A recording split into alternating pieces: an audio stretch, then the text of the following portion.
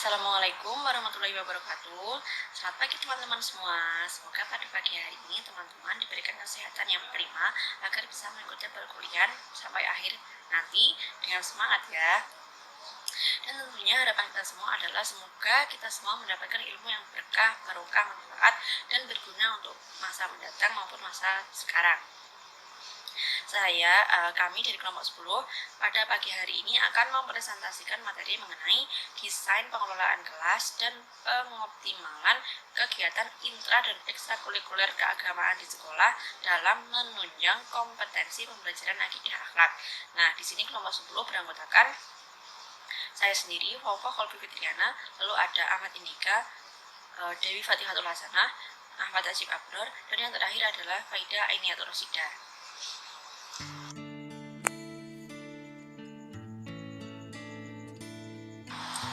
Nah, pembahasan yang pertama kita adalah desain pengelolaan kelas. Kelas maupun ruang kelas merupakan tempat terjadinya interaksi pembelajaran antara guru dan peserta didik. Nah, oleh sebab itu maka kelas harus didesain semenarik, sebagus, senyaman mungkin karena guru dan siswa akan melangsungkan pembelajaran di tempat tersebut dalam waktu yang cukup lama. Nah, mengapa kok kelas harus didesain sebagus dan semenarik mungkin?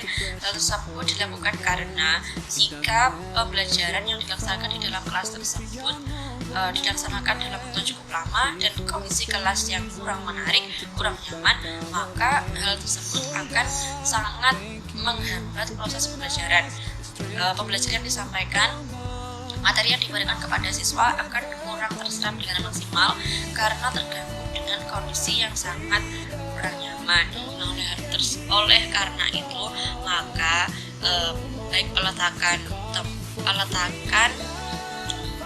barang-barang yang digunakan dalam pembelajaran atau penataan meja kursi atau penempelan bahan-bahan ajar yang biasanya ada di dinding tersebut harus didesain, dikelola dan ditata dengan baik agar pelajaran yang disampaikan akan sangat terserap dan akan sangat membuat peserta didik tersebut nyaman dan bersemangat dalam menerima pembelajaran.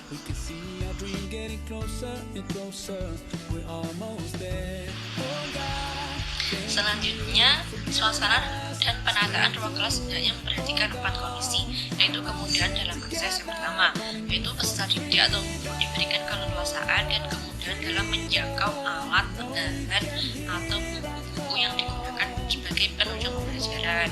Lalu yang kedua, mobilitas. Guru maupun siswa diberikan ruang untuk bergerak secara leluasa agar siswa atau guru dapat menjangkau suatu bagian kelas yang lain menuju bagian tertentu atau sebaliknya. Nah, itu juga dibutuhkan penataan ruangan yang bagus agar ruang kelas terlihat lebih lebar, lebih luas seperti itu. Lalu yang ketiga, interaksi. Penataan ruang kelas harus dapat memberikan kemudahan terjadinya interaksi antara guru dan peserta didik serta antara peserta didik satu dengan peserta didik yang lainnya. Yang keempat, ada variasi kerja peserta didik. Nah, biasanya variasi kerja peserta didik ini jika guru menerapkan metode berkelompok, nah siswa kan membutuhkan ruang untuk berkelompok, untuk berpasangan. Kelas harus bisa digunakan untuk hal tersebut.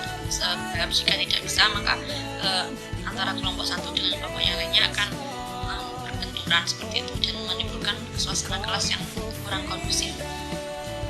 Lalu dampak yang dihasilkan jika kelas tidak dikelola dengan baik adalah kelas tersebut akan menjadi tidak nyaman, baik bagi peserta didik maupun bagi pendidik.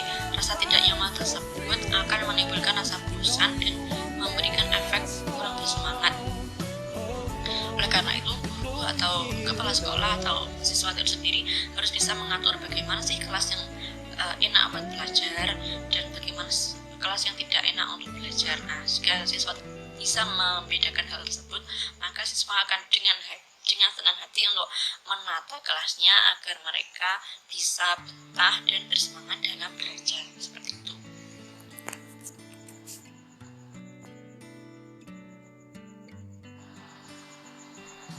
Selanjutnya, lingkungan fisik. Lingkungan fisik tempat belajar yang menguntungkan dan memenuhi syarat, mendukung meningkatnya intensitas proses pembelajaran dan mempunyai pengaruh positif terhadap pencapaian tujuan tujuan pembelajaran. Tujuan utama penataan lingkungan fisik kelas ialah mengarahkan kegiatan siswa dan mencegah munculnya tingkah laku siswa yang tidak diharapkan. Melalui penataan tempat duduk, perabot, pajangan, dan beberapa barang yang lainnya di dalam kelas, maka penataan lingkungan fisik yang dimaksud adalah meliputi A. Penataan ruangan tempat berlangsungnya proses belajar mengajar di kelas. Ruangan tempat belajar harus memungkinkan semua siswa bergerak leluasa, tidak berdesak-desakan, dan tidak saling mengganggu antara siswa yang satu dengan yang lainnya pada saat melakukan aktivitas pembelajaran. Lalu yang kedua, penataan tempat duduk. Tempat duduk merupakan fasilitas atau barang yang diperlukan oleh siswa dalam proses pembelajaran yang ada di lingkungan sekolah formal. Maksud saya, tempat duduk dapat mempengaruhi proses pembelajaran siswa.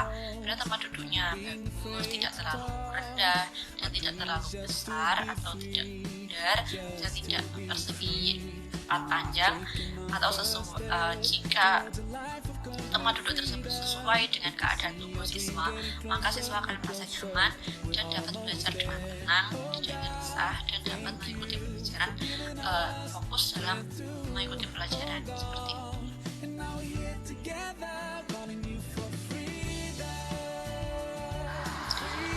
Selanjutnya ada beberapa model penataan tempat duduk yang bisa digunakan di dalam kelas. Yang pertama ada model pola tapal kuda. Dalam satu kelas, siswa ditempatkan berdekatan. Posisi guru berada di tengah-tengah siswa. Pola semacam ini dapat dipakai jika pelajaran memakai teknik diskusi. Pola ini memudahkan siswa berkonsultasi dan berkomunikasi dengan guru maupun dengan siswa lainnya.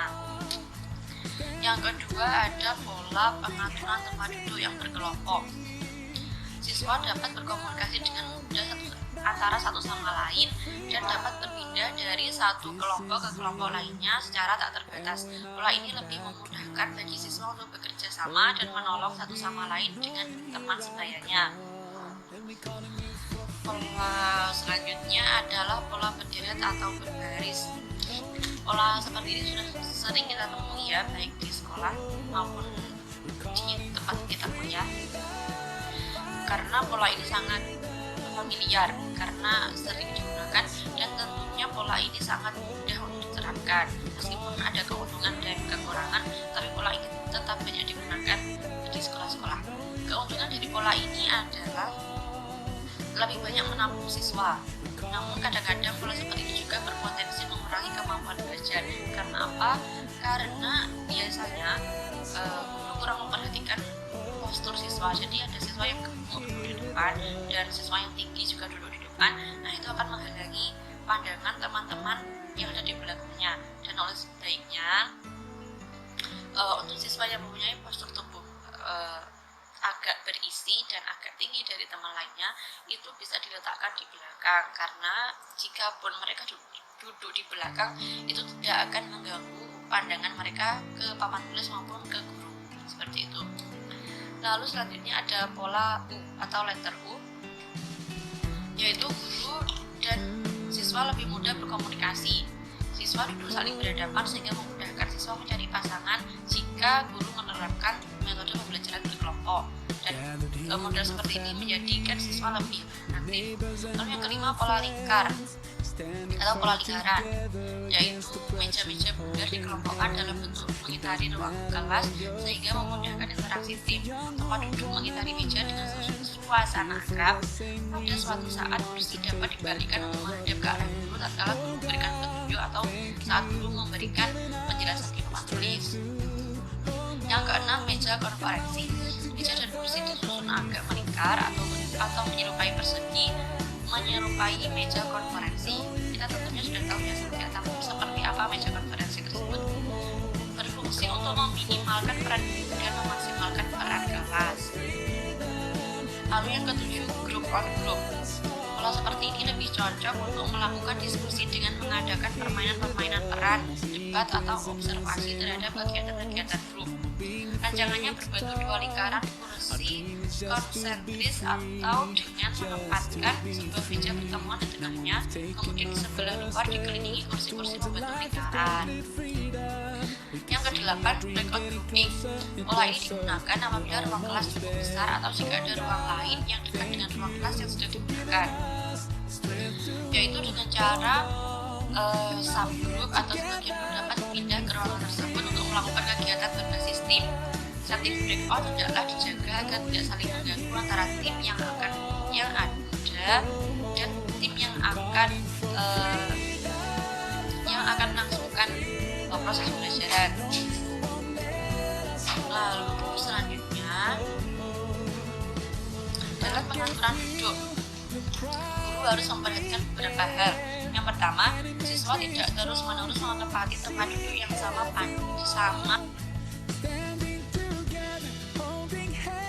Yang terakhir adalah penatarannya bisa dengan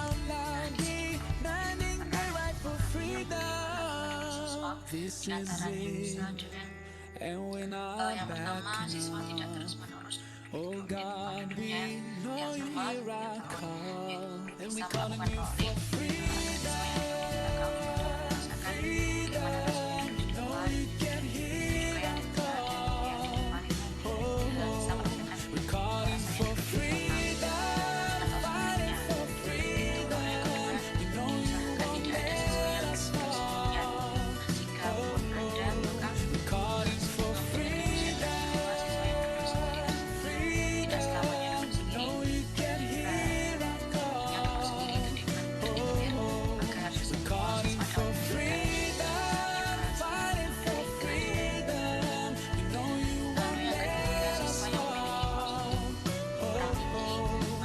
yang kedua, diusahakan tidak ada siswa yang duduk sendirian. Jika pun ada,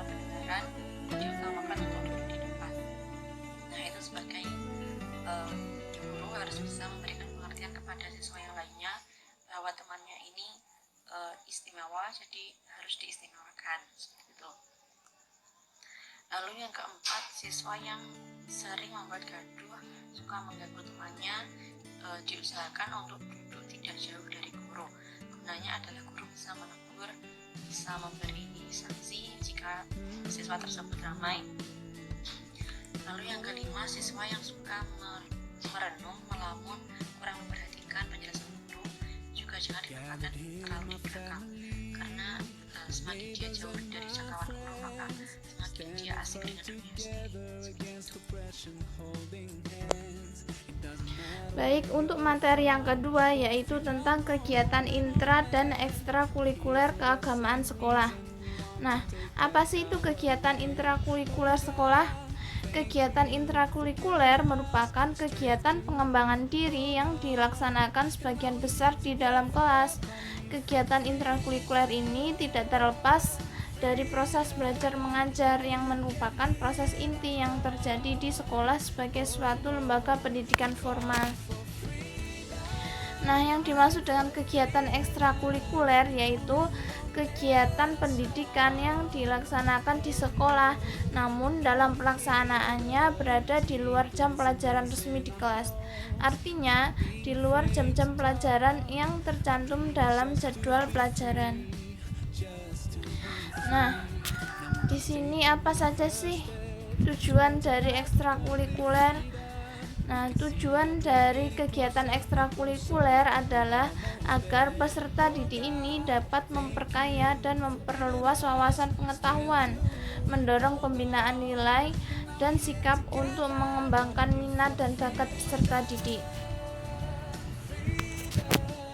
Selanjutnya yaitu tentang kegiatan ekstrakurikuler agama ini merupakan pembelajaran yang diarahkan pada sisi nilai-nilai spiritual Islam dalam mengembangkan moral dan akhlak peserta didik. Kegiatan ekstrakurikuler keagamaan ini merupakan berbagai kegiatan yang diselenggarakan dalam rangkaian memberikan jalan bagi peserta didik untuk dapat mengamalkan ajaran agama yang diperolehnya melalui kegiatan belajar di kelas maupun di luar kelas, serta untuk mendorong pembentukan pribadi mereka sesuai dengan nilai-nilai ajaran agama Islam. Dan selanjutnya, materi selanjutnya akan disampaikan oleh teman saya. Ya, selanjutnya saya akan menjelaskan poin yang ketiga, yaitu tentang kompetensi pembelajaran tidak akhlak.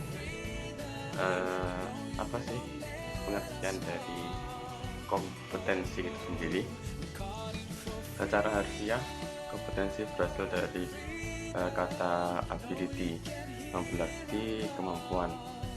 Sedangkan menurut istilah, kompetensi dapat diartikan sebagai kemampuan dan kewenangan guru dalam melaksanakan profesi keguruan atau kemampuan yang perlu dimiliki guru untuk melaksanakan tugasnya. Kompetensi merupakan peleburan dari daya pikir, sikap, daya kalbu, dan keterampilan atau daya fisik yang mewujudkan dalam bentuk perbuatan. Dengan kata lain, kompetensi merupakan perpaduan dari penguasaan, pengetahuan, keterampilan, nilai, dan sikap yang direfleksikan dalam kebiasaan berpikir dan bertindak dalam melaksanakan tugas atau pekerjaannya. Jadi, kompetensi itu adalah seperangkat pengetahuan, keterampilan, dan perilaku yang harus dimiliki, dihayati, dan dikuasai oleh guru untuk dapat melaksanakan tugas-tugas profesionalnya, seperti itu. Seorang guru harus mempunyai 4 kompetensi dasar. Yang pertama yaitu kompetensi pedagogik, yang kedua kompetensi kepribadian, kompetensi sosial, dan yang terakhir adalah kompetensi profesional. Yang pertama yaitu kompetensi pedagogik. Kompetensi pedagogik adalah kemampuan mengelola pembelajaran peserta didik yang meliputi pemahaman terhadap peserta didik, perencanaan dan pelaksanaan pembelajaran, evaluasi hasil belajar, dan pengembangan peserta didik untuk mengaktualisasikan berbagai potensi yang dimilikinya. Itu. Jadi dalam hal ini guru harus menguasai manajemen kurikulum, mulai dari merencanakan perangkat kurikulum, melaksanakan kurikulum, dan mengevaluasi kurikulum, serta memiliki pemahaman tentang psikologi pendidikan terhadap kebutuhan dan perkembangan peserta didik agar kegiatan pembelajaran lebih bermakna dan berhasil guna. Yang kedua adalah kompetensi kepribadian. Kompetensi kepribadian ini meliputi kepribadian yang mantap dan stabil, dewasa, arif, bijaksana, berwibawa, dan berakhlak mulia. Di sini guru memiliki sikap kepribadian yang mantap sehingga mampu menjadi sumber inspirasi bagi peserta didik. Dengan kata lain, guru harus memiliki kepribadian yang dapat diteladani, seperti itu, karena guru itu kan digugu dan ditiru, seperti itu. Oke, selanjutnya yang ketiga yaitu tentang kompetensi sosial. Kompetensi sosial yaitu memiliki subranah, mampu berkomunikasi dan bergaul secara efektif dengan sesama pendidik dan tenaga kependidikan, dan mampu berkomunikasi dan bergaul secara efektif dengan orang tua atau wali peserta didik dan masyarakat. Di sini guru harus menunjukkan kemampuan berkomunikasi sosial baik dengan murid-muridnya maupun dengan sesama teman guru, dengan kepala sekolah, bahkan dengan masyarakat luas, seperti itu. Yang terakhir yaitu, atau yang keempat, kompetensi profesional. Kompetensi profesional meliputi substansi keilmuan yang terkait dengan bidang studi menguasai struktur dan metode keilmuan, yaitu kemampuan penguasaan materi pembelajaran secara luas dan mendalam yang memungkinkan membimbing peserta didik memenuhi standar kompetensi yang ditetapkan. Di sini, guru harus memiliki pengetahuan yang harus berkenaan dengan bidang studi atau subjek materi yang akan diajarkan, serta penguasaan didaktik metodik dalam arti memiliki pengetahuan konsep teoritis, mampu memilih model, strategi, dan metode yang tepat, serta mampu menerapkannya dalam kegiatan pembelajaran. Di sini juga guru harus mengetahui pengetahuan luas tentang kurikulum dan landasan kependidikan, seperti itu. Maka dengan adanya penerapan dari 4 kompetensi di atas menjadikan kompetensi pembelajaran akidah akhlak akan menjadi sempurna. Ya, dengan adanya kompetensi pendidik yang memiliki 4 cakupan, membuat peserta didik akan mudah dikontrol dan kegiatan mengajar akan berjalan dengan sesuai ekspektasi, seperti itu. Terima kasih. Akan dilanjutkan oleh teman saya. Terima kasih. Kegiatan intra dan ekstrakurikuler keagamaan sekolah dalam menunjang kompetensi pembelajaran akidah akhlak. Pembelajaran akidah akhlak berfungsi untuk membentuk manusia Indonesia yang beriman dan bertakwa kepada Allah Subhanahu wa Ta'ala, serta berakhlak mulia dan mampu menjaga kerukunan hubungan inter dan antar umat beragama. Proses pembelajaran akidah akhlak di sekolah juga dapat dilaksanakan melalui kegiatan intrakurikuler dan juga ekstrakurikuler. Proses pembelajaran ekstrakurikuler keagamaan merupakan suatu kegiatan pendalaman, penguatan, pembiasaan, perluasan, dan juga pengembangan diri peserta didik. Perluasan dan pengembangan yang dimaksud adalah proses penggalian potensi, minat, bakat, keterampilan, dan juga kemampuan peserta didik di bidang pendidikan agama.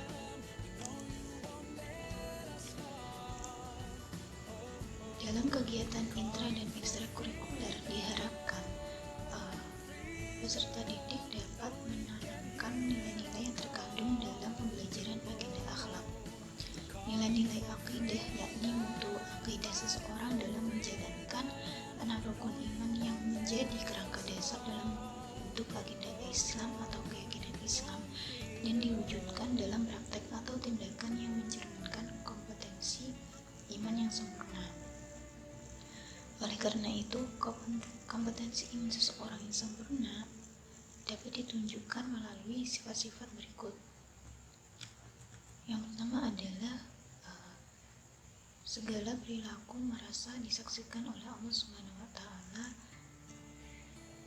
Kemudian yang kedua, memelihara sholat, amanah, dan juga memenuhi janji. Yang ketiga adalah berusaha menghindari perbuatan maksiat. Yang keempat, menaati segala apa yang diperintahkan oleh Allah dan juga menjauhi segala yang dilarang oleh Allah Subhanahu wa Ta'ala.